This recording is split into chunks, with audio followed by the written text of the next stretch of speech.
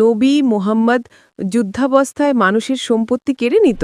সেই সময় যদি যুদ্ধ হতো, লুটপাট সাধারণ, এইটা কিভাবে বলতে পারেন?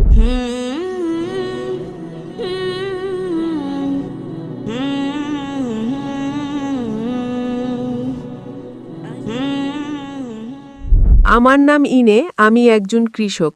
আমি জিজ্ঞাসা করতে চাই যে ইসলাম আমাদের ন্যায় বিচার এবং সম্পত্তির মালিকানাকে সম্মান করতে শেখায়, কিন্তু নবী সাল্লাল্লাহু আলাইহি সাল্লামের সময়ে নির্দিষ্ট নিয়মের নিয়ন্ত্রণে যুদ্ধর গনিমত নেওয়া জায়েজ ছিল। আজকের দিনে আমরা এটিকে কিভাবে ব্যাখ্যা করব? যুদ্ধাবস্থায় থাকা কি মালিকানার নীতিবোধ সত্যিই পরিবর্তন করে দেয়? বোন প্রশ্ন করেছেন যে আমাদের মানুষের সম্পত্তি এবং জমিকে সম্মান করতে হবে, কিন্তু নবী সাল্লাল্লাহু আলাইহি সাল্লামের সময়ে তারা মানুষের সম্পত্তি কেড়ে নিত। এখানে কেড়ে নেওয়া শব্দটি ভুল। এটাকে সাধারণত যুদ্ধ অর্জিত সম্পদ বা গনিমত বলা হয়।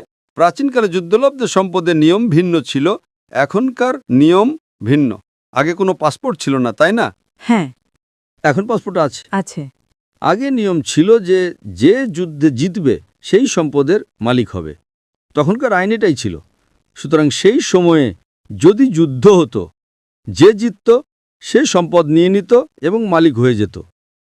এখন আইন বদলে গেছে, তাই তখনকার আইন ছিল যদি কোনো যুদ্ধ বা লড়াই হতো, যে জিতত সেই মালিক হয়ে যেত।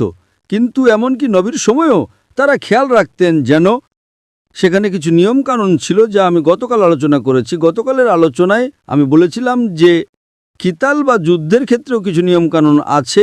আল্লাহ সূরা বাকারার 2 নম্বর অধ্যায়ের 190 নম্বর আয়াতে বলেন, যারা তোমাদের সাথে যুদ্ধ করে তোমরাও তাদের সাথে যুদ্ধ করো, কিন্তু সীমালঙ্ঘন করো না।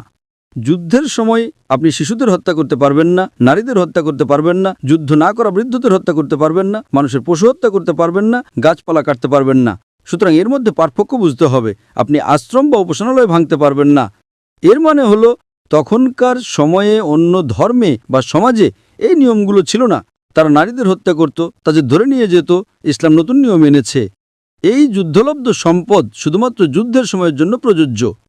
এর মানে এই নয় যে আপনি গিয়ে অন্যের সম্পত্তি কেড়ে নিতে পারেন। ঠিক আছে। আপনি কোনো নারী বা শিশুকে হত্যা করতে পারবেন না, এমনকি তারা শত্রু হলেও। বৃদ্ধদের স্পর্শ করতে পারবেন না যতক্ষণ না তারা যুদ্ধক্ষেত্রে আপনার সাথে লড়াই করতে আসে। আপনি আপনার শত্রুর আর্থিক ক্ষতি করার জন্য কিছু করতে পারবেন না, যেমন গাছপালা কেটে ফেলা। কিন্তু যুদ্ধে যা জয় করেন তা আপনার সম্পত্তি পরিণত হয়, কারণ তখনকার আইন এটাই ছিল। আর তারপরে তা যুদ্ধক্ষেত্রে অংশগ্রহণকারী লোকদের মধ্যে ভাগ করে দেওয়া হতো। সুতরাং তখনকার আইন এটাই ছিল।